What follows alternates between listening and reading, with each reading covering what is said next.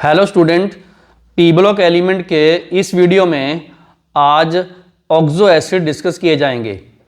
तो इस वीडियो में ऑक्सो एसिड के स्ट्रक्चर्स, उनके एसिडिक स्ट्रेंथ और जितनी भी प्रॉपर्टीज़ ऑक्सो एसिड्स की हैं वो आपको करवाई जाएंगी। मेरे साथ एंड तक इस वीडियो में जुड़े रहना। हम पी ब्लॉक एलिमेंट के जितने भी ग्रुप्स हैं, ग्रुप नंबर 13, 14, 15 या आगे भी, उन सब में एलिमेंट्स के जो ऑक्सो एसिड्स हैं वो सारे 1 बाई 1 और कुछ एक्सेप्शनल भी इस पूरे वीडियो में एक एक करके डिस्कस करवाया जाएगा। तो शुरू करते हैं। सबसे पहले ऑक्सो एसिड होते क्या हैं। ऑक्सो एसिड्स कुछ ऐसे कंपाउंड है जिनमें ये वाला बॉन्ड है, क्या बोलता हूं, XOH, ऑक्सो एसिड्स। वैसे बहुत सारों में ऐसे डबल बॉन्ड O भी मिलेगा आपको, बट जनरली XOH बॉन्ड जिनमें है वो ऑक्सो एसिड्स होते हैं। तो इसमें जो X है वो कोई भी एलिमेंट हो सकता है जनरली, जो क्योंकि हम लोग पी ब्लॉक एलिमेंट के करते हैं तो उसमें पी ब्लॉक एलिमेंट के ही एलिमेंट इधर करवाए जाएंगे। वैसे कुछ डी ब्लॉक एलिमेंट के भी ऑक्सो एसिड्स होते हैं। तो अभी हम इसमें पी ब्लॉक एलिमेंट के जो एलिमेंट है उनके ऑक्सो एसिड करेंगे। तो इसमें जो X है वो क्या है, boron, carbon, nitrogen, phosphorus, sulphur, chlorine, iodine, even bromine भी, और इन सब के हमने ऑक्सो एसिड करने हैं। अब देखिए जो इनकी स्ट्रक्चर है, फॉर्मूले हैं, वो किन चीज़ों पे डिपेंड करेंगे। वो डिपेंड करेंगे वैलेंसी क्या है एलिमेंट की और उनकी हाइब्रिडाइजेशन स्टेट क्या है। इसका मतलब हर ग्रुप के ऑक्सो एसिड अपने आप में यूनिक हैं, उनकी स्ट्रक्चर अपने आप में अलग है, बाकियों की अलग है। तो ग्रुप के ऑक्सो एसिड अपने आप में अलग हैं। जैसे मैं कुछ एग्जांपल देता हूं, आपने लोअर क्लासेस में भी सुने होंगे। H3BO3 एक बोरिक एसिड है, बोरोन का ऑक्सो एसिड है। H2CO3 कार्बन का ऑक्सो एसिड है, कार्बोनिक एसिड है। H3PO4 फॉस्फोरिक एसिड है, फॉस्फोरस का ऑक्सो एसिड है। ये सल्फर का ऑक्सो एसिड है, सल्फ्यूरिक एसिड। ये क्लोरीन का ऑक्सो एसिड है, परक्लोरिक एसिड। इसके तो 3 और भी होते हैं, फॉर्मूले वेरी करेंगे ऑक्सीडेशन नंबर पे। सल्फर के भी कई और होते हैं, फास्फोरस के भी कई हैं। तो हमने हर ग्रुप के ऑक्सो एसिड्स की फैमिलीज को, उनकी स्ट्रक्चर, उनकी ऑक्सीडेशन नंबर, उनमें कितने H मिलेंगे और हर चीज़, उनके ऑर्डर ऑफ एसिडिक स्ट्रेंथ हमने डिस्कस करने हैं। ये तो जस्ट कुछ एग्जाम्पल है जो मैंने इधर लिखे हैं। अब आगे बढ़ने से पहले एक चीज़ ये देख लें कि चाहे ऑक्सो एसिड किसी भी ग्रुप का हो, चाहे उसका कोई भी फॉर्मूला हो, कुछ जनरल प्रॉपर्टी, जनरल ट्रेंड्स जो सब पे हमने कॉमनली अप्लाई करनी है, वो मैंने यहाँ पर ये 5 पॉइंट लिखे हुए हैं। सबसे पहला point, oxidation number generally oxo acids में पॉजिटिव पाया जाएगा। क्या होगा, पॉजिटिव होगा। ठीक है, +3, +4, +5, +6, +1, ऐसे इनके ऑक्सीडेशन नंबर प्लस होंगे, पॉजिटिव होंगे। कई जगह पे क्या होगा, XO होगा, सब में नहीं, कुछ एक में नहीं भी है, कईयों में ज़्यादा में है भी ये। तो जिसमें XO आएगा हम इस ग्रुप को -I इफेक्ट ट्रीट करेंगे, मतलब उसको -I इफेक्ट उसका लगाएंगे। -I का मतलब खींचने वाला, विड्रॉइंग ग्रुप, वो लेंगे। जैसे CO आ गया, PO आ गया, SO आ गया, ClO आ गया, तो हमने इसका -I इफेक्ट लेना है, पुल करने वाला, पुश नहीं, पुल करने वाला, खींचने वाला अपनी तरफ, ये लेना है। अब देखिए वर्ड में ऑक्सो के साथ यहाँ एसिड लगा हुआ है, ऑक्सो एसिड, इसका मतलब एसिडिक तो है, पानी में डिजोल्व करोगे इनकी नेचर एसिडिक होगी।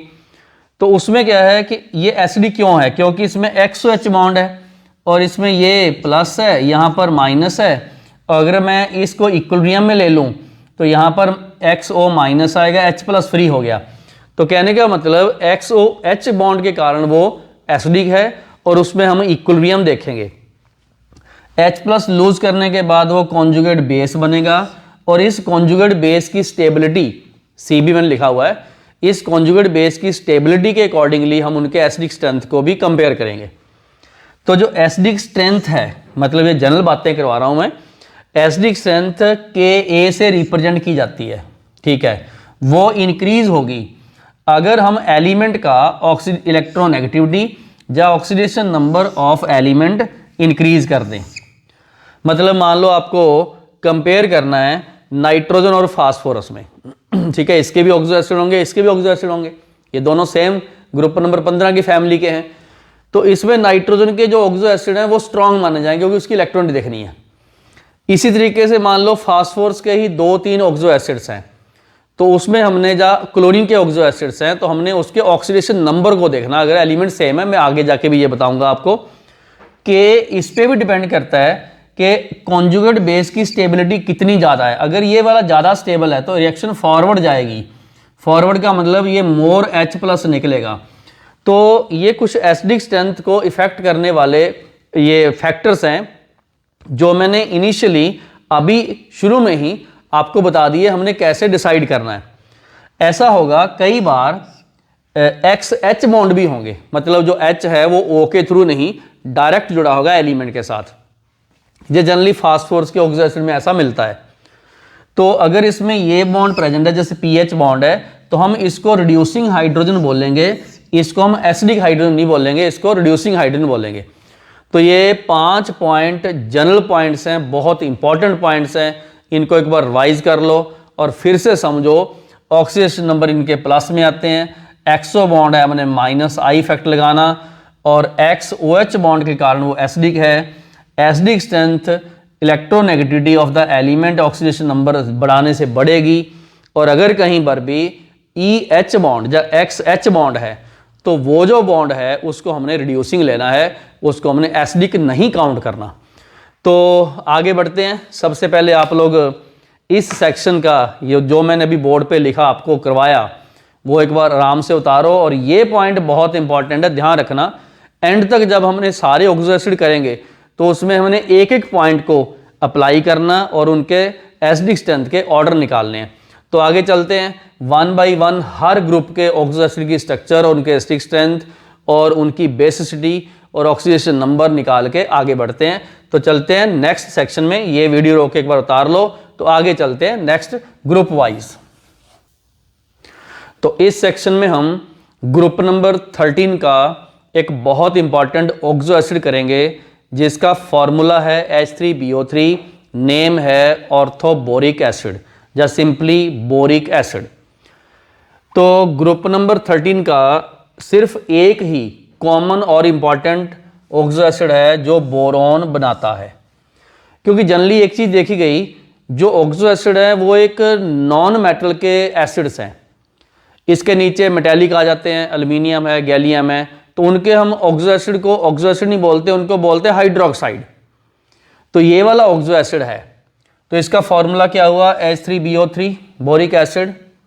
स्ट्रक्चर पहले ध्यान से देख लो, ये बोरॉन है, इसके ऊपर OH, ये भी OH और ये भी OH जुड़े हुए हैं। तो यहाँ पर ऑक्सीजन के ऊपर ये लोन पेयर हैं, ये ऑक्सीजन के ऊपर लोन पेयर हैं। हमें पता ऑक्सीजन नेगेटिव है, H+ है। तो बोरिक एसिड में बोरॉन sp2 हाइब्रिडाइज्ड है और ये पूरा प्लेनर है, प्लेनर मॉलिक्यूल है, sp2 हाइब्रिडाइज्ड है। बोरॉन के वैसे भी मोस्टली कंपाउंड जनरली जो होते हैं वो प्लेनरी होते हैं क्योंकि ये ट्राइवेलेंट है, sp2 हाइब्रिडाइज्ड है। इसमें वेकेंट p ऑर्बिटल है, ये देखो आपके सामने ये वाला। तो जो वेकेंट p ऑर्बिटल है वो अनहाइब्रिड है, बोरॉन के ऊपर वेकेंट p ऑर्बिटल है, ये ध्यान रखना आप लोगों ने। इसका एक रोल है बहुत इंपॉर्टेंट, इसी के कारण वो इलेक्ट्रॉन पेयर एक्सेप्टर है और लिविस एसिड है। अदरवाइज बोरॉन की जो प्रॉपर्टी है वो क्रिस्टलाइन वाइट सॉलिड है, सोपी टच है। अगर आप उंगलियों पे रखोगे, टच करोगे, थोड़ा सा गीला करके सोपी टच होगा। ये लेयर्ड स्ट्रक्चर है इसमें, इसलिए स्लिपरी है। तो इसमें है layered structures with BO3 units.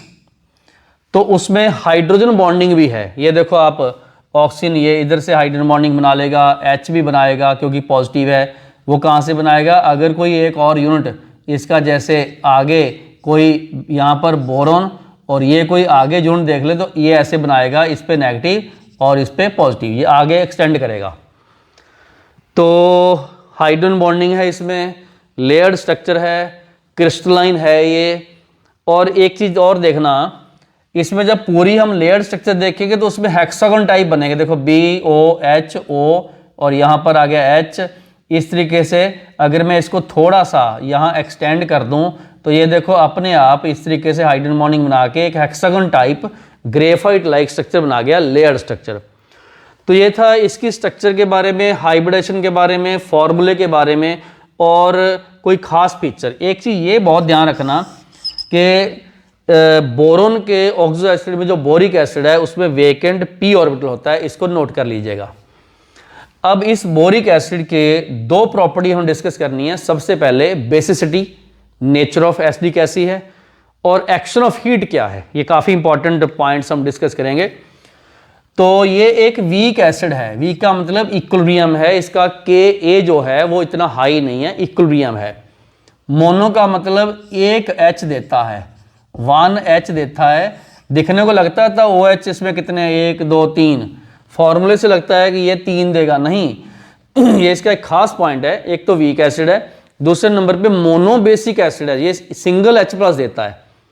उसका रीजन भी बताऊंगा मैं आपको।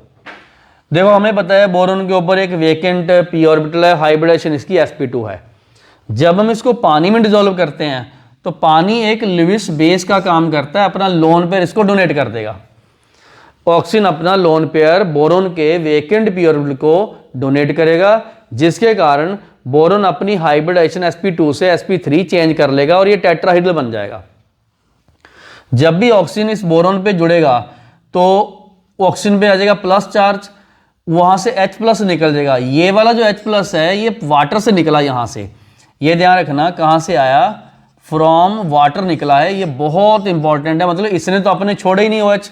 ये देखो ये वो 1 2 3 ये वाला आया कोई नया, तो मतलब ये हुआ कि OH जो नया आया जिसके कारण यहाँ माइनस चार्ज आया, तो लिखेंगे भी इसको इसी तरीके से ही ऐसे लिख देंगे BOH4, ऊपर माइनस चार्ज इस पे लगा होगा और BOH4 माइनस, और यहां पर देखो एक H निकला है, 1H फ्री, और वो भी कहां से, वाटर से आया है। तो ये लिविस एसिड है और एक H छोड़ता है, वो भी अपना नहीं, वाटर को छोड़ने के लिए मजबूर करता है, वाटर छोड़ेगा, ठीक है। ये लोन पर एक्सेप्ट करता है, इसीलिए लिविस एसिड है। कहने का मतलब boric acid weak monobasic Lewis acid है। ये इसके लिए बिल्कुल सही बात आपने याद करनी, ये एक वीक है, मोनोबेसिक एसिड है और वो भी लिविस एसिड है, लोन पर एक्सेप्टर करने वाला। क्योंकि एसिड भी अर्हीनियस एसिड होते हैं, ब्रोंसेड एसिड होते हैं, लुईस एसिड होते हैं, जिसमें वेकेंट कोई ऑर्बिटल हो या इलेक्ट्रॉन डेफिशिएंट हो जो लोन पेयर ले ले, वो लिविस एसिड होता है। तो बोरोन का बोरिक एसिड लिविस एसिड है। मैंने यहां पर एक इनोवेटिव क्वेश्चन लिखी है, एग्जामिनेशन की ऐसी डिमांड है कि अगर हम लोग H3BO3 को पानी की बजाय D2O में ऐड करें तो क्या बनेगा। वेरी सिंपल, देखिए मैंने बोला था कि जो वाटर है या उसी का सिमिलर इसको लोन पेयर देगा तो क्या होगा, BOH3 रहेगा, OD बन जाएगा साथ में OD, और D+ निकलेगा। मतलब बहुत इंपॉर्टेंट ऐसी क्वेश्चंस आती हैं जिसमें आपको पता होना चाहिए कि एंड में फ्री क्या होता है। फिर से बता दूं, वाटर है तो उसका H निकलेगा और D2O है तो उसका D निकलेगा, ये वाला, ठीक है। उसके बाद आ गया कि हमने इसको हीट किया, हीट भी किया 373 से नीचे और जा 373 से हायर हमने हीट कर लिया। तो जब हमने इसको हीट किया तो उससे जो टेम्परेचर है वो कितना चेंज हुआ। आप इसको ठीक भी कर सकते हो, इसको 370 कर लो, ये लो 370 कर लो टेम्परेचर को, यहाँ 370 लिख लो, अप्रोक्सीमेशन में लिया था। तो अगर हम इसको हीट करें H3BO3 को 373 तक, उससे नीचे तक मैक्सिमम इतना, तो HBO2 बनेगा जिसका नेम है मेटाबोरिक एसिड। हाँ जी, क्या नेम है, मेटाबोरिक एसिड। वाटर के लॉस से मेटाबोरिक एसिड बना। अगर उसको फर्दर हीट करें 370 से ऊपर और ज़्यादा, मतलब रेड हीट करें, तो उससे बनेगा B2O3। ये बोरिक ऑक्साइड है और ये एनहाइड्राइड ऑफ बोरिक एसिड होता है, इसी को फाइनली बोलते हैं। अगर स्ट्रॉन्ग हीटिंग बोलते हैं अपने यही एंड में लेना है। और एनहाइड्राइड वो वर्ड हैं जो पानी को लूज करने से बनते हैं, एनहाइड्राइड मतलब लॉस ऑफ वाटर से। और इसका एक और चीज बताऊं, अगर इसमें दोबारा से पानी ऐड करने फिर से बोरिक एसिड बन जाएगा। बहुत इंटरेस्टिंग है।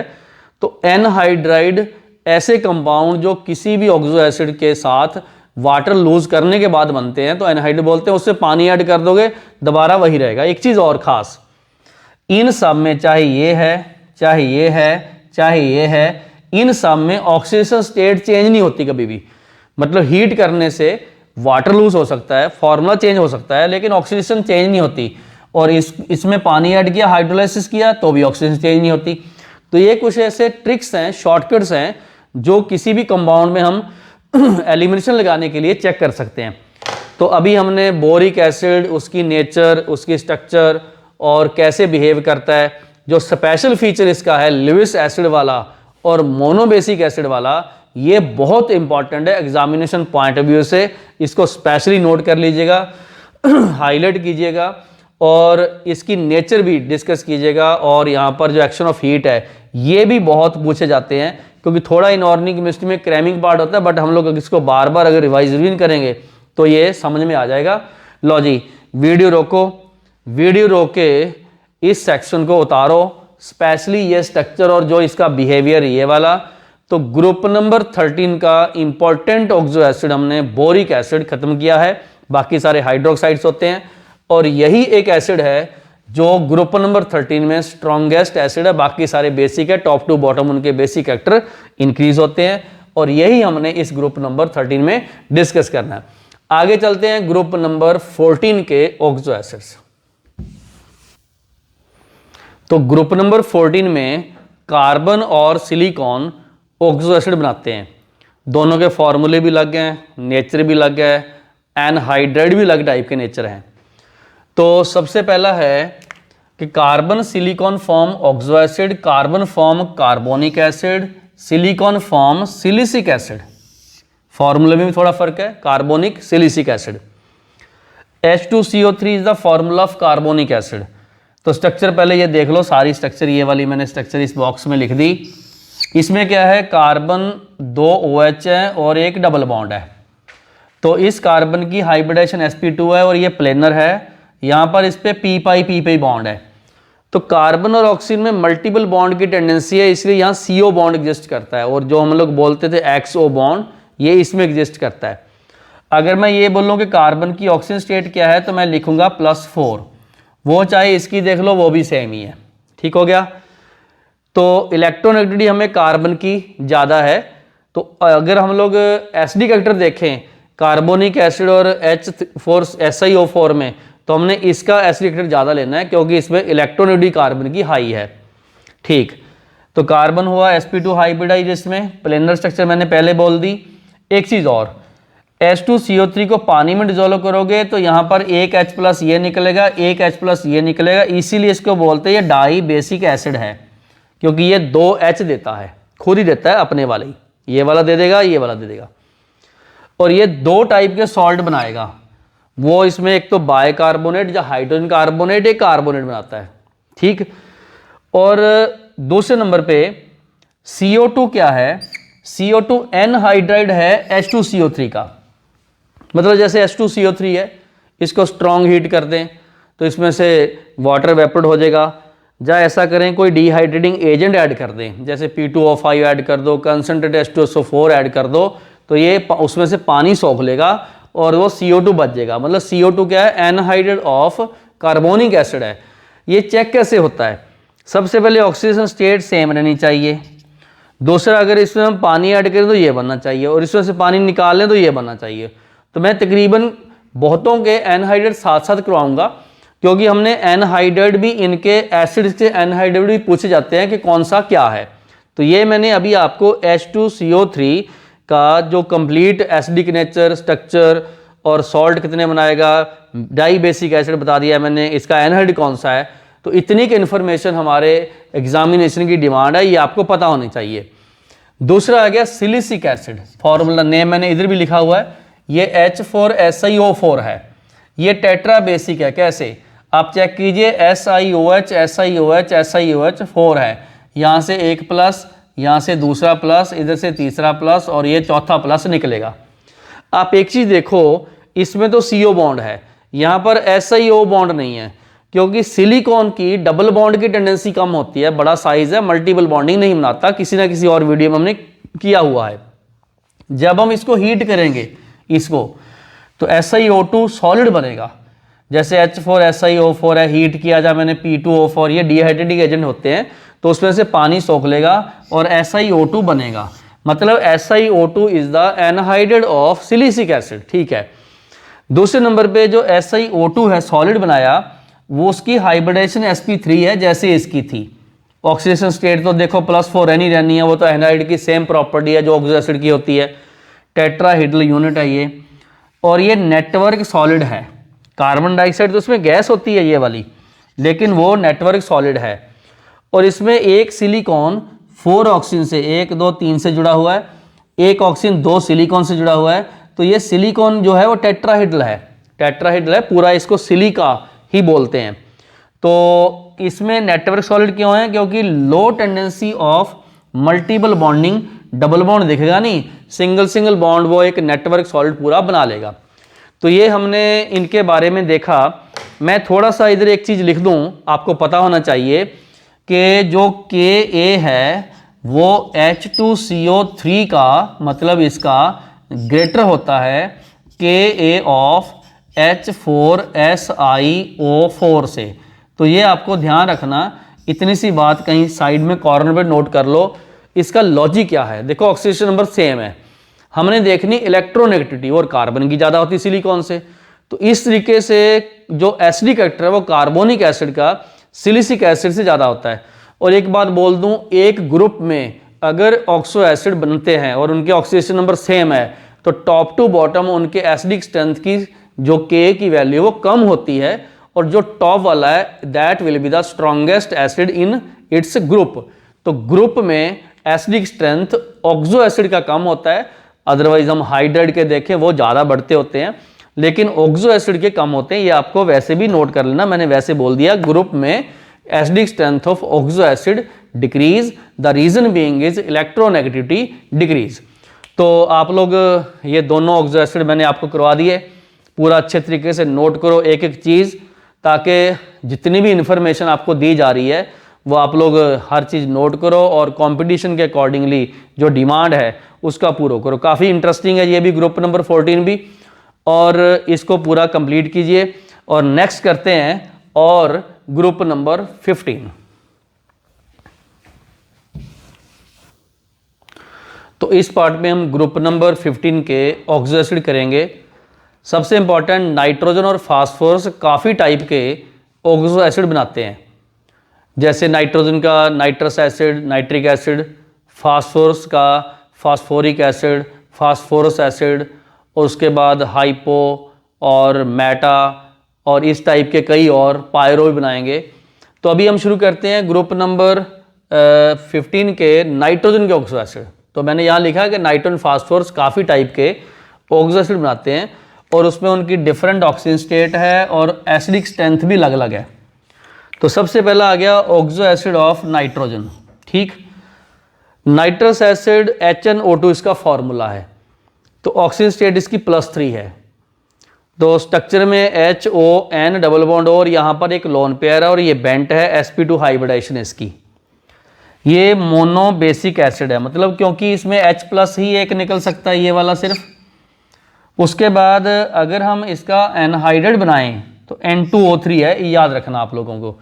कई बार पूछ लेते हैं कि सर हमें रट्टा लगाना या समझना है। ऐसे समझ लो कि इधर मैंने N डबल बॉन्ड O लगाया, यहाँ पर अपने OH लगाया, इधर फिर मैंने HON डबल बॉन्ड O लगाया, और यहाँ से निकाला वाटर, और क्या बन गया? NN ऑक्सीजन 1 2 3, तो N2O बन गया। इस तरीके से अगर किसी में एक ही H हो तो हमने वाटर निकालना, 2 को जोड़ेंगे।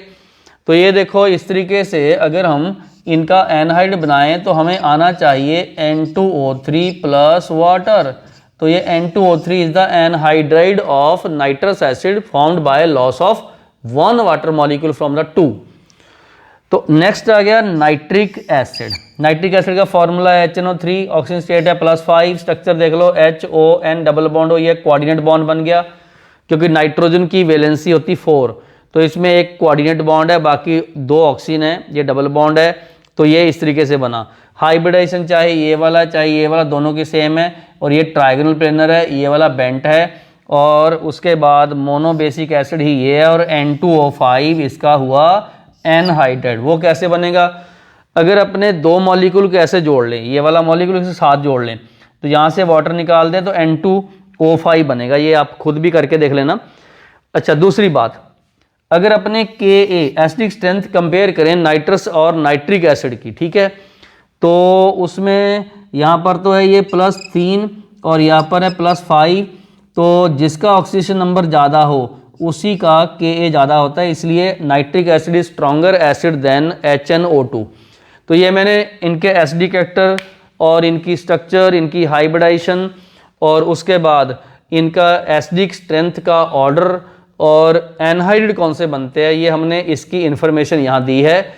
इधर नाइट्रिक एसिड की एक बहुत इंपॉर्टेंट प्रॉपर्टी है और वो होती है ऑक्सीडाइजिंग नेचर। खुद ये रिड्यूस होता होगा, किसी और को ऑक्सीडाइज करता होगा। लो जी, नाइट्रिक एसिड डाइल्यूट और कंसंट्रेट नेचर में अलग अलग टाइप का ऑक्सीडाइजिंग बिहेवियर है। डाइल्यूट में ये +5 से +2 में चेंज होता है और ये नाइट्रिक ऑक्साइड गैस निकालता है और 3 नेसेंट ऑक्सीजन। कंसंट्रेट में ये वाटर तो देखो निकालेगा ही, बिल्कुल सही, और साथ में 2NO2 निकालेगा और नेसेंट ऑक्सीजन 1 है। इसको चेक भी कर लेना, बैलेंस कर लो। देखो एक बार, यहाँ पर हाइड्रोजन 2 हैं और H2O में आगे ऑक्सीजन 6 हैं, तो ये देखो आप लोग 1 और उसके बाद 2 3 आ गए और 3 हमने ये लगा दिए। 3 नेसेंट ऑक्सीजन इसमें ज़्यादा निकलती है। कंसंट्रेट में NO2 निकलती है और जो ब्राउन कलर की एक गैस है NO2। ठीक है, अब नाइट्रिक एसिड कंसंट्रेट है तो हमें पता है वो इसमें चेंज होता है, ये लिखा मैंने, ये इसमें चेंज होता है। ठीक है, साथ में क्या करता है, ये आयोडीन को HiO3 में कन्वर्ट करेगा। लॉजिक इसको आयोडीन को HiO3 में कन्वर्ट करेगा। लॉजिक 0 वाले को +5 में कन्वर्ट करेगा। चेक कर लो, तो इसका ऑक्सीडेशन हो गया, खुद ये रिड्यूस हो गया। कार्बन 0 को +4 में कन्वर्ट करेगा। उसके बाद कार्बन 0 को +4 में कन्वर्ट करेगा। लो जी, ये बिल्कुल सही है। उसके बाद आ गया S8, 0 को +6 में कन्वर्ट करेगा, मतलब S8 एक मॉलिकुलर सॉलिड है और सल्फ्यूरिक एसिड बनाएगा। फास्फोरस को 0 से +5 में कन्वर्ट करेगा। तो ये सारे ऑक्सीडेशन है। बाद में हम लोग एक बार तो इनिशियली हमें इसके फैक्ट्स को याद करना और बाद में हम लोग इसकी इक्वेशन भी बैलेंस कर सकते हैं, लेकिन आपको इतना पता होना चाहिए, कंसंट्रेट एसिड आयोडीन को HiO3 में, ओके, और कार्बन को CO2 में, S8 को H2SO4 में और P4 को H3PO4 में कन्वर्ट करता है। तो आगे बढ़ने से पहले हम इनको एक बार वीडियो रोक के नोट कर लें। कुछ और ऑक्सो एसिड करेंगे, इंपॉर्टेंट तो यही हैं दोनों, और इनकी कुछ और रिएक्शंस भी है मेटल के साथ। मैं समरी देता हूं नाइट्रिक एसिड की। याद करने का तरीका इसका यही है कि नेसेंट ऑक्सीजन हमने यहाँ लिखनी है और उनको ऑक्सीडाइज करते हुए, जैसे यहाँ 3 आया तो 3 को बैलेंस करना होता है। यहाँ पर जैसे कार्बन में 2 ऐड होगी तो हमने यहाँ से 2 लेना होता है, ये वाले को 2 से मल्टीप्लाई करना होता है। तो 1-2 इक्वेशन प्रैक्टिस कराऊंगा, बहुत ईजी सिस्टम है ये। तो हमने ये वाली इक्वेशन और इनको बैलेंस ऐड करके 2 को बैलेंस करना भी सीखना है। तो वीडियो रोक के ये वाला पार्ट एक बार कर लो और आगे हम करते हैं कुछ और रिएक्शंस और जितने पेंडिंग और इनके ऑक्सो एसिड्स हैं उनकी स्ट्रक्चर और उनके बिहेवियर। तो चलो शुरू करते हैं नेक्स्ट कुछ और रिएक्शंस एंड इनकी प्रॉपर्टीज। तो इस सेक्शन में नाइट्रिक एसिड के जो ऑक्सीडाइजिंग एजेंट बिहेवियर है उसमें जैसे मैंने यहाँ समरी लिखाई है आपको, I2 इसमें चेंज होता है और CO2 में, S8 सल्फ्यूरिक में, जब P4 फास्फोरिक एसिड में। तो इनकी इक्वेशन कैसे लिखनी है, ये तो होगी समरी। तो इक्वेशन लिखने का बहुत एक अच्छा तरीका है, इंटरेस्टिंग मेथड है। हमने नाइट्रिक एसिड को कंसंट्रेट को as a oxidising agent use करना है। तो वो जो इक्वेशन कंसंट्रेट वाली वो ने यहाँ लिख दी, इसमें नेसेंट ऑक्सीजन एक निकली है। तो हमें पता है कार्बन CO2 में चेंज हुआ, जो इसमें ऑक्सीजन आई है वो यहाँ पर मैं 2O2 लिख दूंगा, ऐसे 2O, नेसेंट यहाँ से आई है। अब देखिए इधर निकली 1 है और यूज 2 होगी, तो हम क्या करेंगे, सारी इक्वेशन को 2 से मल्टीप्लाई कर देंगे, ऐसे गुना 2 कर दिया। वो क्यों, क्योंकि ये वाला इससे कट जाए। जब मैं इसको 2 से मल्टीप्लाई करूंगा तो बेसिकली ये भी 2 हो जाएगा और ये भी 2 से मल्टीप्लाई होगा और ये भी 2 से और इवन ये भी 2 से ऐसे हो जाएगा क्योंकि पूरी इक्वेशन को मैंने 2 से मल्टीप्लाई किया। अब हमने करना है इसको ऐड क्योंकि वो 2 तभी कैंसिल होगा। लो जी शुरू करते हैं। कार्बन प्लस 4 HNO3 समझ गए, और ये हो गया 2 वाटर प्लस CO2 का एक ही मॉलिक्यूल एंड 4 NO2। ये वाली इक्वेशन बनी जिसमें कार्बन 4 नाइट्रिक एसिड से कंबाइन करके 2 वाटर बनाया, एक CO2 निकली और 4 NO2 बना। तो ये वो इक्वेशन है जो हमारे NCERT में दी होती है। बच्चा सोचता है हमें इक्वेशन रटनी है, बिल्कुल नहीं रटनी। तुम्हें ये पता हो ये वाली इक्वेशन और साथ में पता हो कौन किसको किस में कन्वर्ट करता है। अब ये इक्वेशन सॉल्व करते हैं। देखो नाइट्रिक एसिड कंसंट्रेट की हमने बेस इक्वेशन यहाँ लिख ली और बैलेंस कर ली। अब देखा हमने I2 चेंज हुआ HiO3 में। सबसे पहले इधर I2 है, यहाँ 2 लगाओगे, ये लो तो लगाएंगे ही क्योंकि हमने I2 है तो 2 लगाना। दूसरे नंबर पे जो डिफरेंस है वो ये है कि इधर हमारे पास 2H आ गया और यहाँ कहीं H नहीं है। उसके लिए हम क्या करेंगे, वाटर ऐड कर देंगे अपनी तरफ से ही, ठीक है। अब देखिए ऑक्सीजन इधर है 3 और 2 ये 6 होगी, इधर 1 ऑक्सीजन है तो हम क्या करेंगे 5 ऑक्सीजन यहाँ लिख देंगे ऐसे। जब मैंने यहाँ 5 लिखा तो इधर तो 1 निकली, इसका मतलब इस सारे को अपने मल्टीप्लाई करेंगे 5 से, इसलिए ये वाली 5 इससे कैंसिल हो जाएगी।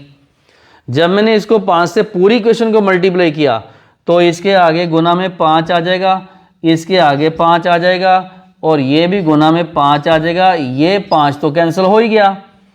तो अब हमने क्या करना, इस पूरे दोनों इक्वेशंस को ऐड कर देना। लो जी करें ऐड। यहाँ लिखा मैंने I2 प्लस इधर लिखा मैंने 10 HNO3 लिख दिया। उसके बाद नेक्स्ट क्या लिखा, नेक्स्ट सॉरी इसमें I2 लिख दिया मैंने, 10 ये भी लिख दिया और यहाँ पर वाटर 1 है, यहाँ पर वाटर 1 है और इधर वाटर 5 है। कहने का मतलब यहाँ पर मैं 4 वाटर लिखूँगा, बिल्कुल सही। उसके बाद इधर कुछ नहीं बचा, ये सारा कैंसिल हो गया।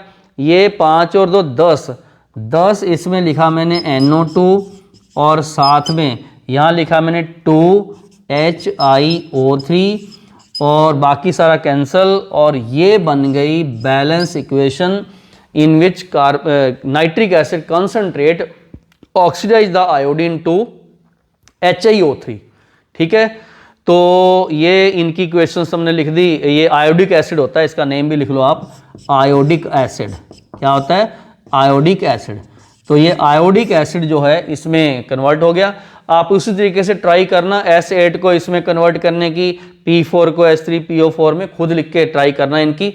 तो ये मैंने आपको ऑक्सीडाइजिंग एजेंट बिहेवियर जो है वो नाइट्रिक एसिड का कंसंट्रेट करवाया।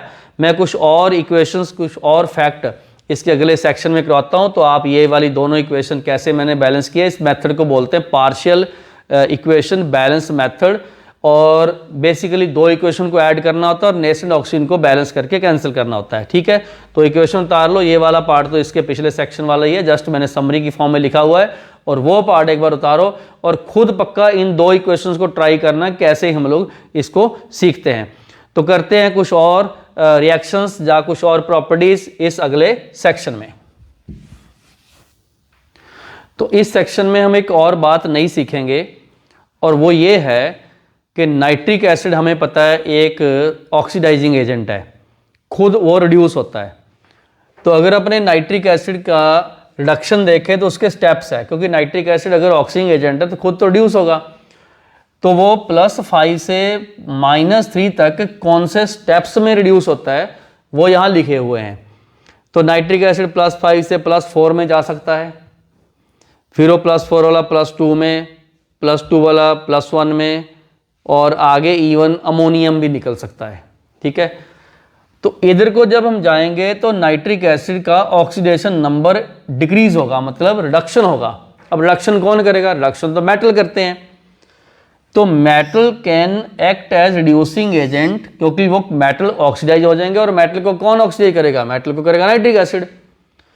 Depending upon the SRP order, हमें मेटल के SRP का ऑर्डर एल्यूमिनियम, जिंक, कॉपर जो इंपॉर्टेंट मेटल्स हैं हमें लिखे हुए हैं -1.66, -0.76 एंड दिस, ये सारे वोल्टेज में है। तो अगर हम ऑक्सीडाइजिंग एजेंट ये मेटल के रिड्यूसिंग बिहेवियर देखें तो इसमें ये देखा जाता है जिसका SRP लो होता है, ये सब SRP हैं, स्टैंडर्ड रिडक्शन पोटेंशियल हैं, तो जिसके लो होते हैं वो गुड रिड्यूसिंग एजेंट है। तो इसका मतलब इधर को रिड्यूसिंग बिहेवियर इंक्रीज हो रहा है और ऑक्सीडाइजिंग बिहेवियर इधर को इंक्रीज हो रहा है। तो जो एल्यूमिनियम है या जो जिंक हैं वो इसको आगे तक रिड्यूस कर देंगे और जो कॉपर है वो थोड़े बीच में ही रुक जाएंगे। तो इसके कुछ एग्जांपल यहाँ दिए हुए हैं। कॉपर मेटल है, नाइट्रिक एसिड है, वो डाइल्यूट भी हो सकता है, कंसंट्रेट भी हो सकता है। कॉपर क्या करता है, डाइल्यूट है तो NO तक रुक जाएगा और कंसंट्रेट है तो NO2 तक, ठीक है। जिंक आ गया, जिंक में डाइल्यूट है तो N2O बन जाएगा और कंसंट्रेट है तो NO2, मतलब इनमें दोनों में सेम ही ऑलमोस्ट। बस यहाँ क्या फ़र्क है, ये वाला +2 और ये वाला +1, तो ये इसमें जिंक का क्योंकि SRP हाई है तो इसलिए वो NO की बजाय N2O तक इसको ले जाता है, N2O तक, ठीक है। बाकी साथ में नाइट्रेट तो बनने होते हैं, वाटर भी निकलना आता है क्योंकि ये सब मेटल रिएक्टिव मेटल है।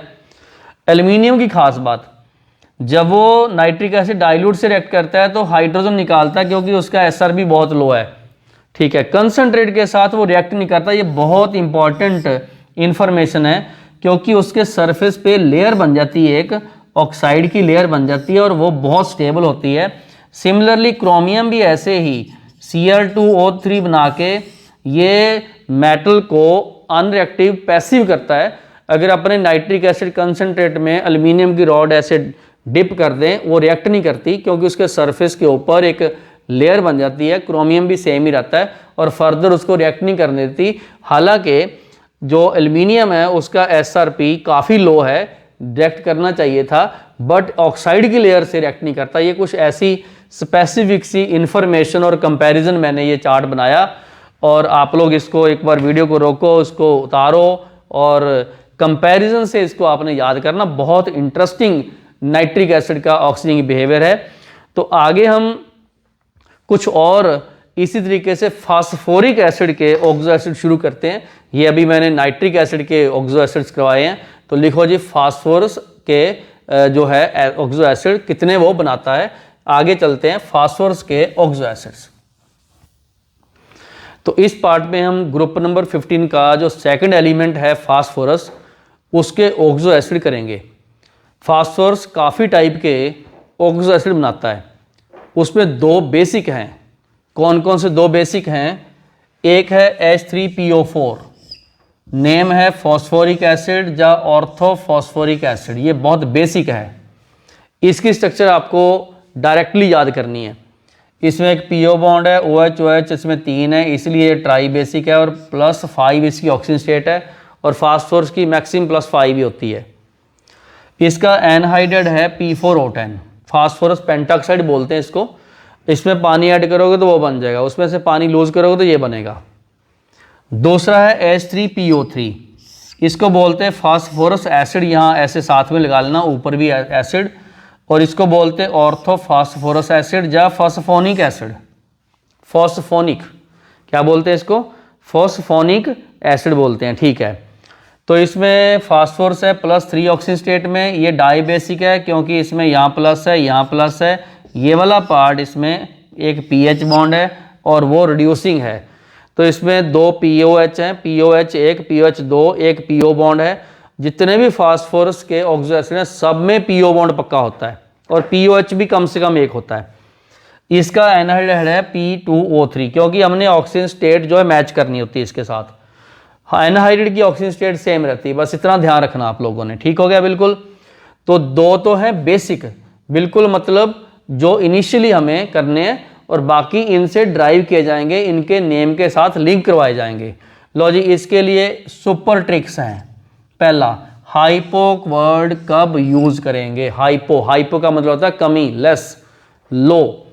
तो जब भी कभी ऑक्सीजन का कंटेंट लेस हो इनसे किसी से भी, तो उसको बोलेंगे hypophosphoric acid, hypophosphorous. Pyro heat से लिंक होता है, इसका मतलब हमने दो मॉलिक्यूल को आपस में जोड़ना है और उनमें से एक वाटर मॉलिक्यूल निकालना है। तो मतलब loss of one from the two molecule of the acid. दो मॉलिक्यूल को जोड़ेंगे और उनमें से एक वाटर निकाल देंगे, तो वहां वर्ड लगा देंगे पायरो, जैसे पायरोफॉस्फोरिक एसिड। मेटा कब यूज करते हैं? मेटा वर्ड तब यूज करते हैं जब पानी का लॉस हो, लेकिन एक में से ही हो, खुद में से ही, उसी में से ही हो जाए, उसी में से ही, बाहर से नहीं, किसी और में से ही। हाइपो यूज करेंगे ऑक्सीजन कम हो। पायरो यूज करेंगे दो मॉलिक्यूल में से एक वाटर मॉलिक्यूल निकालना, मतलब दोनों को जोड़ना है। मेटा यूज करेंगे अगर loss of one water molecule from the one molecule हो। ठीक है, कुछ और सुपर ट्रिक्स हैं। सब में 1 PO होगा पक्का और 1 OH तो होगा ही एटलीस्ट, ज़्यादा भी OH हो सकते हैं, एक तो पक्का होगा। अगर ऑक्सीजन स्टेट किसी भी ऑक्सो एसिड की +5 से लेस हो तब की बात है, ये बहुत इंपॉर्टेंट पॉइंट है। अगर किसी भी ऑक्सो एसिड में उसकी ऑक्सीजन स्टेट +5 से लेस हो तो क्या होगा? देयर मस्ट बी, या तो PP बॉन्ड होगा या उसमें PH बॉन्ड होगा, बट कभी भी दोनों नहीं होंगे, इनमें से एक होगा। इसका मतलब हमें इंडिकेशन हो जाती है कि अगर उसकी ऑक्सीजन स्टेट +5 नहीं है, लो है, तो उसमें पक्का PP या PH बॉन्ड होंगे। ये शॉर्टकट है। इधर ही देख लो, इसकी ऑक्सीजन स्टेट +3 है तो यहाँ PH बॉन्ड आ गया, देखो क्लियर हो गया। ऑक्सो एसिड जब भी कभी +3 ऑक्सीजन स्टेट में होते हैं तो वो डिसप्रपोर्शनेशन रिएक्शन शो करते हैं, मतलब ऑक्सीडेशन रिडक्शन दोनों। तो जैसे H3PO3 है, ये वाला, तो ये H3PO4 और फॉस्फीन में चेंज हो गया। यहाँ पर वो -3 है और इधर ये +5 है, खुद ये +3 में था, तो ऑक्सीडेशन रिडक्शन दोनों हुई, तो इसको बोलते हैं डिसप्रपोर्शनेशन रिएक्शन। तो मैंने ये बहुत इंपॉर्टेंट सुपर ट्रिक्स बताई आपको, और इनके अप्लाई करके, इनके बेसिस पे हम फास्फोरस के और ऑक्सो एसिड करेंगे, जैसे pyrophosphoric acid, metaphosphoric acid, hypophosphorous acid. तो अब हम उनकी स्ट्रक्चर करते हैं, वो क्रैमिंग नहीं होगी, जनरली अंडरस्टैंडिंग होगी। एक आध एक्सेप्शन भी उसमें आएगी, देख लेंगे वो भी। तो आप लोग वीडियो रोको, ये ट्रिक्स नोट करो, इनको रिवाइज करो, और इनको हम करते हैं अप्लाई आगे वाले oxo acids of the phosphorus में। तो वीडियो रोक के इसको कंप्लीट कीजिए। तो अब हम बढ़ते हैं आगे, फास्फोरस के कुछ और ऑक्सो एसिड करते हैं इस सेक्शन में, और लिखो नेक्स्ट। तो इस सेक्शन में फास्फोरस के कुछ और ऑक्सो एसिड करेंगे। ये वाला सेक्शन डिस्कस करने से पहले आप लोगों ने वो सुपर ट्रिक्स जरूर याद रखनी है, उसको अप्लाई करना है और सीखना है। हाइपो वर्ड जिसमें ऑक्सीजन कम हो, पायरो वर्ड 2 में से 1 वाटर, मेटा मतलब अगर 1 में से ही वाटर निकालें तो अब आगे बढ़ते हैं। उसी सीरीज में ये तीसरा है H4P2O7। तो सबसे पहले जब अपने इस फास्फोरस की ऑक्सीजन स्टेट निकाली तो आई +5। इसका मतलब इसमें कोई वो PH बॉन्ड नहीं है, ना PP बॉन्ड है, ये इसका शॉर्टकट है हमें अप्लाई करना। लेकिन क्योंकि इसके फॉर्मूले के अकॉर्डिंगली ये बनता है पायरोफॉस्फोरिक एसिड। पायरो का मतलब हीट करना, तो मैंने इधर POOH 2 और ये 2 लिखे हुए। हम क्या करेंगे, यहाँ से वाटर निकालेंगे। चलो निकाला वाटर, ठीक है, वाटर निकाला तो बन गया POP।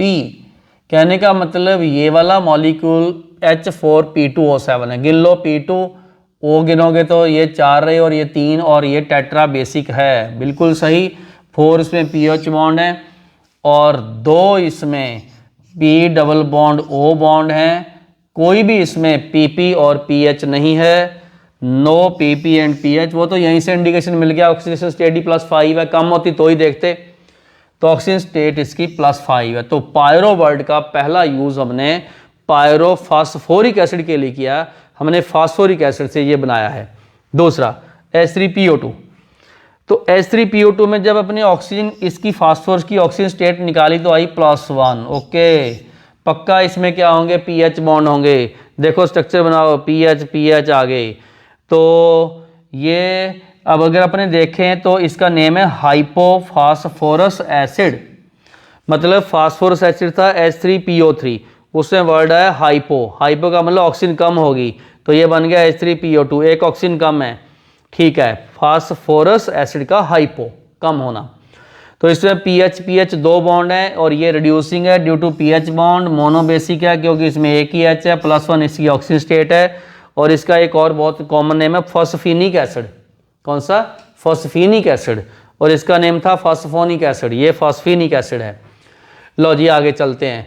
अब आ गया H4P2O5, इसका नेम है पायरो। पायरो कौन सा? फास्फोरस, ठीक है, पायरोफास्फोरस। ये क्या था? पायरोफास्फोरिक। फास्फोरिक से बनाओगे वाटर लूज करके। अब क्या, ये रहा फास्फोरस जिसमें एक पीएच बॉन्ड होता है। हमने यहाँ से निकाला एक OH और निकाला OH और ये हमने जोड़ दिया इसको, ठीक है। फॉर्मूला चेक कीजिएगा, H1 2 3 4, P2 2 हैं, ऑक्सीजन इसमें 5 हैं, गिन लो 3 ये और ये 2, 5, ठीक है। अब इसमें ये देखो कि जब अपने इस फास्फोरस की ऑक्सीजन स्टेट निकाली तो 10 और 4 और ये बन गई ये 3 बन गई, +3, ठीक है, ये लिखी भी हुई है, +3 बन गई, ठीक है। जब ऑक्सीजन स्टेट +5 से कम आ गई तो पक्का उसमें या तो PP बॉन्ड होंगे या POP होंगे। तो PP तो हो नहीं सकते क्योंकि पायरो है, और इसलिए यहाँ आ गया PH बॉन्ड और PH बॉन्ड, यस। और इसमें POH बॉन्ड 2 हैं, 2 हो गए POH और 2 हो गए PH, और PO तो होते ही हैं। पायरो क्यों वर्ड यूज किया? 1 water lost from H3PO3, phosphorus acid से 1 वाटर लूज किया है। अब आ गया HPO3, ऑक्सीजन स्टेट निकाली इसकी तो आई +5, कोई PP बॉन्ड नहीं, कोई PH बॉन्ड नहीं। और ये एग्जिस्ट कैसे करता है? साइक्लिक पॉलीमेरिक फॉर्म में, मतलब ये N की वैल्यू वेरी करती है। जब N की वैल्यू 3 आ जाए तो इस तरीके का होगा ये वाला, ठीक है, इस तरीके का होगा। और इसकी ऑक्सीजन स्टेट +5 है। नेम क्या है? Metaphosphoric acid. मेटा क्यों वर्ड लगाते हैं? एक में से ही अपने, लो जी, फॉस्फोरिक एसिड H3PO4 है, उसमें से एक वाटर निकाला तो बन गया meta HPO3। Very interesting, super tricks use कर रहा हूं मैं फटाफट। तो इसमें मेटाफॉस्फोरिक एसिड है H3PO4, वाटर निकाला HPO3, बिल्कुल सही। अब आ गया hypo pyrophosphoric acid. Pyrophosphoric acid तो ये रहा, देखो। अब इसमें हाइपो वर्ड, उसमें कम ऑक्सीजन, मतलब ये वाली ऑक्सीजन हमने उड़ा दी। चेक करो, ये डायरेक्ट जोड़ दिया अपने PP, ऑक्सीजन नंबर निकाला +4, जब 5 से कम आया पक्का PP बॉन्ड या PH बॉन्ड होंगे। फॉर्मूला है H4P2O6, और ये tetra basic, OH1 OH2 OH3 OH4। तो PP बॉन्ड डायरेक्ट है क्योंकि जब इसमें +4 होगी, +5 से कम आ गई तो PP बॉन्ड आ गया। तो नेम है इसका हाइपोपायरोफॉस्फोरिक एसिड। और कई बार हम लोग सिंपली इसको हाइपोफॉस्फोरिक एसिड भी लिखते हैं, पायरो वहां से उड़ा देते हैं वो, ठीक है। तो ध्यान रखना, हाइपोफॉस्फोरिक एसिड अकेला आ जाए या हाइपोपायरोफॉस्फोरिक एसिड आ जाए तो यही इसकी स्ट्रक्चर है। हाइपो वर्ड मतलब ऑक्सीजन कम, किस से? फास्फोरिक एसिड से, और वो इसीलिए H4P2O7, 7 की बजाय यहां पर 6 है। Okay, very interesting. तो हमने फास्फोरस के ऑक्सो एसिड्स को यहां पूरा डिस्कस किया with super tricks. Very interesting structures, हर चीज को छोटा छोटा इसको माइन्यूटली स्टडी करो और नोट कीजिए वीडियो रोक के। अब आगे बढ़ते हैं, ऑक्सो एसिड्स करते हैं ग्रुप नंबर 16 के, और वहां इंपॉर्टेंट है सल्फर के। तो चलो आगे डिस्कस करते हैं सल्फर के ऑक्सो एसिड्स। तो इस सेक्शन में ग्रुप नंबर 16 के ऑक्सो एसिड्स डिस्कस किए जाएंगे, मेनली सल्फर के। सल्फर जब भी ऑक्सो एसिड बनाता है तो एक ध्यान रखना, इसकी मैक्सिमम ऑक्सीजन स्टेट +6 होती है, मैक्सिमम। और कई बार हम लोग क्या करते हैं कि ऑक्सीजन स्टेट जब निकालते हैं तो उसी ऑक्सीजन स्टेट +8 आ जाती है या +7 आ जाती है, तो 6 से ज़्यादा आती है, तो वो एक्सेप्शंस हैं। बट हमने +6, उनकी भी +6 ही लिखनी है जब हायर भी आ जाए।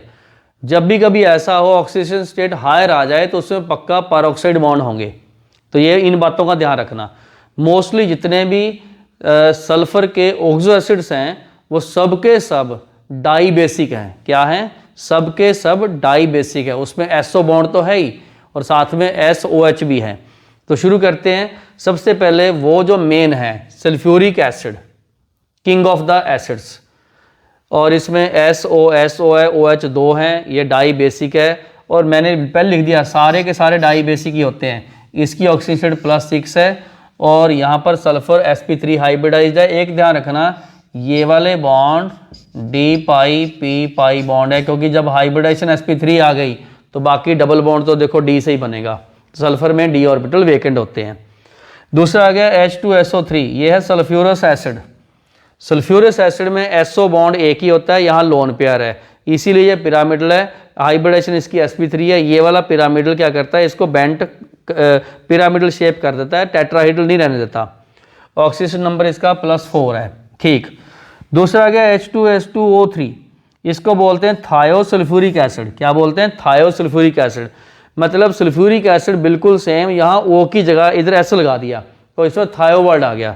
स्ट्रक्चर वाइज ये सेम है, बस इसमें इतना ध्यान रखना, जैसे इस ऑक्सीजन की ऑक्सीजन स्टेट इधर हमने -2 लिखी, सल्फर भी -2 लिखेंगे तो ये वाला +6 है। तो उसी तरीके से हमने अगर इन -2 और +6 का ऐड करके एवरेज निकाल दें 2 तो +2 आता है, बट बेसिकली ये +6 होता है, -2 होता है और ये भी डाई बेसिक है और वो हमने एवरेज निकालते हैं इसकी +2 की। तो नेम क्या हुआ? थायोसल्फ्यूरिक एसिड। सल्फ्यूरिक एसिड में ऑक्सीजन की जगह पे सल्फर लगाया, थायोसल्फ्यूरिक एसिड। अब आ गया पायरोसल्फ्यूरिक एसिड। मतलब ये जो सल्फ्यूरिक एसिड है इसके 2 मॉलिक्यूल को हमने जोड़ना है, 2 को जोड़ोगे तो यहाँ से SO बॉन्ड आ जाएगा, यहाँ पर OH थे उनसे हमने वाटर निकाला तो ये बन गया पायरोसल्फ्यूरिक एसिड। पहले ही मैंने फंडे बताए हुए हैं, पायरो का मतलब 2 में से एक वाटर मॉलिक्यूल निकालना। तो ये ऑक्सीजन स्टेट इसकी +6 ही है, फिर भी ये डाई बेसिक है और इसमें 2 यूनिट हमने जोड़ दिए थ्रू SOS बॉन्ड। ठीक हो गया। अब आ गया H2S2O8, तो यहाँ पर 7 थे, इधर 8 आ गए। तो जब अपने इनकी ऑक्सीजन स्टेट निकालते हैं, जैसे 8 को 2 से किया तो 16 आ गया, उसमें ये 2 निकाल के 14 आ गया, 2 से डिवाइड किया तो 7 आ गया। तो ऑक्सीजन स्टेट इसकी 7 आनी चाहिए, बट इसकी मैक्सिमम तो होती 6 है, तो इसीलिए इसमें एक पारोक्साइड लिंकेज पक्का है। ठीक है, क्लियर हो गया। इसको बोलते हैं पारऑक्सो। ये देखो peroxide di sulphuric acid, 2 sulphuric acid को जोड़ के यहाँ पारोक्साइड लगाया तो पारोक्साइड बन गया। मार्शल एसिड इसका नेम है। ठीक है जी, तो ये भी डाई बेसिक ही है इधर से और इधर से। अब आ गया H2SO5। तो बेसिकली क्या होता है, जैसे ये सल्फ्यूरिक एसिड है तो इसमें हम SOH की बजाय SOOH लगा दें तो ये देखो यहाँ पर आ गया पारोक्साइड बॉन्ड। तो इसकी ऑक्सीजन स्टेट वैसे निकालोगे तो आप ये देखो 5 को 2 से मल्टीप्लाई किया तो 10 आ गया, उसमें से 2 निकाल के इसका 8 आ गया है। इसकी मैक्सिमम 6 है, तो 6 से ऊपर किसी की लेनी नहीं है और ऑक्सीजन स्टेट हमने जो है वो मैक्सिमम +6 ही लेनी है। तो ये आ गया पारऑक्सो, बट यहाँ पर मोनो है, इधर था डाई, मोनोसल्फ्यूरिक एसिड। इसको बोलते हैं कैरोज एसिड, कैरोज CARO, कैरोज एसिड ये है। ओके, सही हो गया। अब लास्ट बचा H2S2O4। ठीक है, तो अगर हमने इसका पायरो बनाएं, पायरो कैसे बनाओगे? O से वाटर निकालोगे और उसमें से पायरो में से हम अगर इसमें O भी निकाल दें तो इसका नेम आता है हाइपो पायरो सल्फ्यूरस एसिड।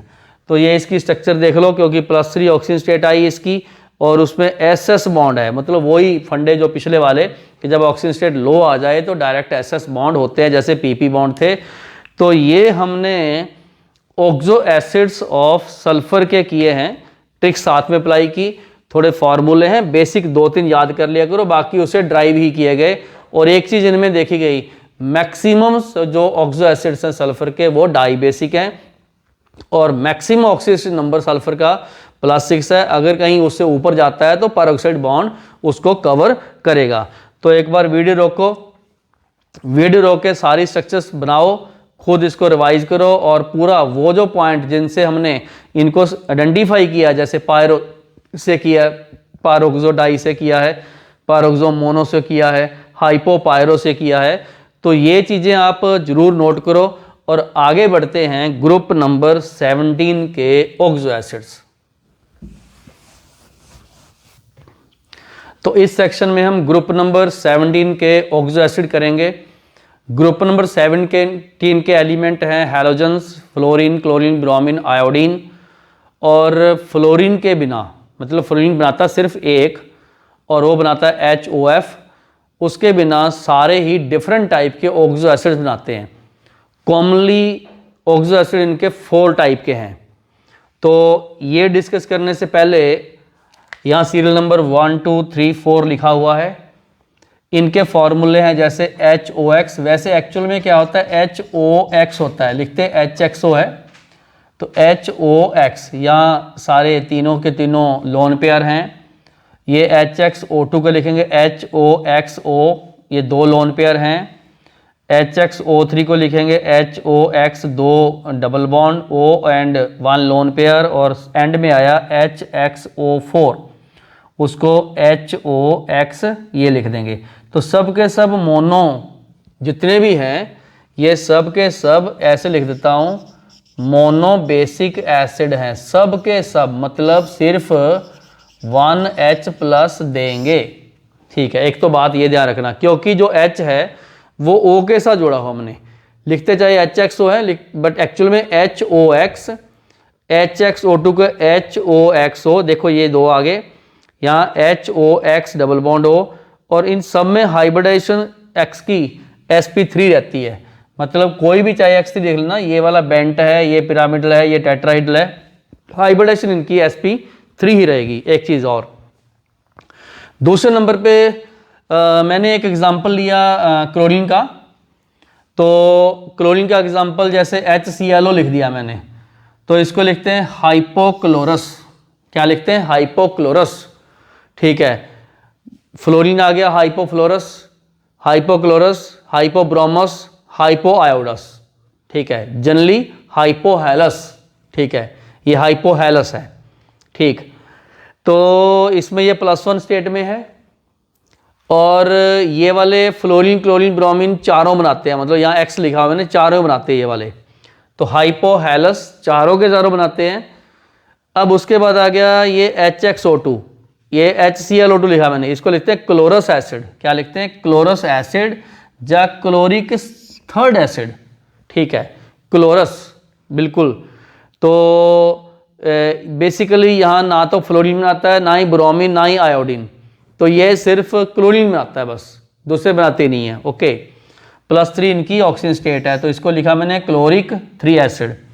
अब आ गया HXO3, एग्जाम्पल लिया मैंने HClO3 का। ठीक है, इसको लिखा मैंने क्लोरिक एसिड। क्या लिखा, क्लोरिक एसिड या क्लोरिक 5 एसिड, क्योंकि ये ऑक्सीजन स्टेट में 5 लिखनी होती है। ठीक है, ये क्लोरीन ब्रोमीन आयोडीन तीनों बनाते हैं, फ्लोरीन नहीं बनाता, फ्लोरीन तो सिर्फ पहला बनाता है एक। ठीक है जी, इसके बाद आ गया HXO4, एग्जाम्पल लिया मैंने HClO4 का, बिल्कुल सही, नेम है पर क्लोरिक एसिड। क्लोरीन आया पर क्लोरिक, ब्रोमीन आया पर ब्रोमिक, आयोडीन आया पर आयोडिक एसिड। ठीक है, यहाँ आ गया क्लोरिक ब्रोमिक आयोडिक, ये पर क्लोरिक पर ब्रोमिक पर आयोडिक। ठीक है, ये बात समझ में आ गई। तो क्लोरीन चारों बनाता है, फ्लोरीन 1 बनाता है, ब्रोमीन आयोडीन 3 बनाते हैं, और ये +3 वाले ब्रोमीन आयोडीन नहीं बनाते। ये मैंने आपको एक समरी टेबल करवाया। ये क्या चीज़ है, ये अभी थोड़ा ठहर के बताऊंगा। 1 2 3 क्या है, resonating structure of conjugate base है, मैं भी बताता हूँ, इधर आ जाओ। लो जी, ये थे इनके ऑक्सो एसिड, कौन क्या बनाता है, कितने बनाता है। फिर से बता दूं, फ्लोरीन सिर्फ 1 बनाएगा HOF, और उसका रीजन भी नोट करो क्यों। यहाँ लिखा मैंने कि फ्लोरीन फॉर्म ओनली 1 HOF, मतलब हाइपोफ्लोरस एसिड, और वो भी बहुत लो टेम्परेचर पे अनस्टेबल है। और ये क्यों एक ही बनाता है, क्योंकि इसकी इलेक्ट्रॉनिटी हाई है, स्मॉल साइज है, और absence of vacant D orbital है। क्योंकि वेकेंट डी ऑर्बिटल अगर होता तो वैलेंसी वो +3 +5 +7 तक भी पहुंचा देता, इसलिए ये एक ही बनाता है और मोनोबेसिक है। ठीक है जी, अब आ गया order of Ka acidic strength. ठीक है, ऑक्सीडेशन नंबर अगर सेम है, ठीक है, तो Ka directly proportional to electronegativity है। ठीक है जी, ये सब में +5 है, तो क्लोरीन ब्रोमीन आयोडीन, मैंने एक एग्जांपल लिया हैलिक एसिड का, क्लोरिक ब्रोमिक आयोडिक, ये वाला, इसका एग्जांपल लिया मैंने। ओके, ठीक है, अगर एलिमेंट सेम है तो Ka directly proportional to oxidation number. तो ये देखो HClO, HClO2, HClO3, HClO4 में +1 +3 +5 +7, तो Ka का ऑर्डर इधर को बढ़ता जा रहा है। ठीक है जी, ये मोनो बेसिक हैं। अगर इनमें से हमने H निकाल लें तो ये बन जाएगा ClO-, ClO2-, ClO3-, ClO4-। तो ये कॉन्जुगेट बेस है, इनकी रेजोनेटिक स्ट्रक्चर बनाओगे तो इसकी 1 बनेंगी, इसकी 2 बनेंगी, इसकी 3 बनेंगी, इसकी 4 बनेंगी रेजोनेटिक स्ट्रक्चर। इसीलिए ये लिखी हुई है रेजोनेटिंग स्ट्रक्चर 1 2 3 4, क्योंकि इसमें जब अपने H निकाल लेंगे तो ये नेगेटिव चार्ज 1 2 3 4 पे वो डीलोकलाइज हो जाएगा। तो जितनी किसी कॉन्जुगेट बेस की रेजोनेटिंग स्ट्रक्चर होती हैं उतना ही वो स्टेबल होता है और एसिड उतना ही स्ट्रॉन्ग, क्योंकि वो फॉरवर्ड ले जाएगा। ठीक है, बिल्कुल समझ में आ गई बात। तो ये हमने ग्रुप नंबर 17 के ऑक्सो एसिड किए हैं। स्पेशली ये ध्यान रखना, इस टेबल को पूरा याद करना आप लोगों ने, और ये कॉलम बहुत इंपॉर्टेंट है। ये चारों बनाता है, ये सिर्फ एक ही है, ये सिर्फ एक ही बनाता है, ये 3 बनाते हैं। और क्लोरीन ऐसा एलिमेंट है जो चारों के चारों ऑक्सो एसिड बनाता है। फ्लोरीन सिर्फ एक बनाता है, ब्रोमीन आयोडीन 3 बनाते हैं। ओके, तो एक बार वीडियो रोको, वीडियो रोक के पूरा टेबल कंप्लीट करो, वो ऑर्डर नोट कीजिएगा। तो आज हमने पूरे इस वीडियो में पी ब्लॉक एलिमेंट के जो ऑक्सो एसिड किए हैं उनको हमने सीरियल ऑर्डर में एसिडिक स्ट्रेंथ, उनके स्ट्रक्चर्स, उनके ऑक्सीडेशन नंबर और काफ़ी चीज़ें हमने की हैं। तो इन चीज़ों को आप एक बार फिर से रिवाइज कर लो, सीरियल वाइज नोट कीजिएगा। Thank you for joining photon education channel. मेरे साथ जुड़े रहो और आगे अच्छे वीडियो आपको दूंगा। Till then take care, have a nice day.